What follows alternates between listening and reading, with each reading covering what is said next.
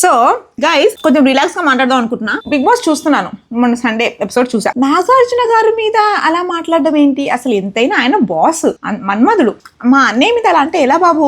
ఏది పడితే అది టక్క టక్క టక్క టక్క. అసలు ఆయన అడిగేదానికి నీ క్వశ్చన్ కి సంబంధమే లేదు, నువ్వే తోపన్నట్టు మాట్లాడేస్తున్నావు బాస్. బయట ఎంత కాంట్రవర్సీ క్రియేట్ చేశారు, లోపల అంత క్రియేట్ చేస్తారు అనుకుంటే పాపం 1 వీక్ లో బయటకు వచ్చేసారు. ఇంకోటి ఏంటి, లక్స్ పాపనో లిక్స్ పాపనో, ఆ పాపగారేమో గొడవలు పట్టడంలోనే పాపం ఉన్నారు. సంజన మేడం గురించి అసలు అనుకోలేదు, నేను బుజ్జిగాడ్లో చేశాను, తనతో బాగా ఆడుతోంది అంటే కొంచెం కనిపించేటట్టు ఉన్నారు. తనుజ మేడం ఏమో, తనుజ గారేమో సీరియల్లో ఏడిపించేటట్టు, బయట కూడా పాపం ఏడుస్తున్నారు. అంతగా ఏడవకండి, ఎంతైనా బిగ్ బాస్ లో అన్ని తట్టుకోవాలి.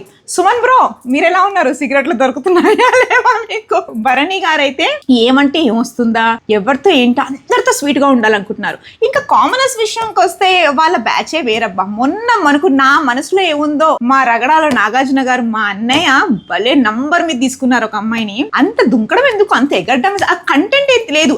అరుస్తే కంటెంట్ వచ్చేస్తుందా? So Bigg Boss season 9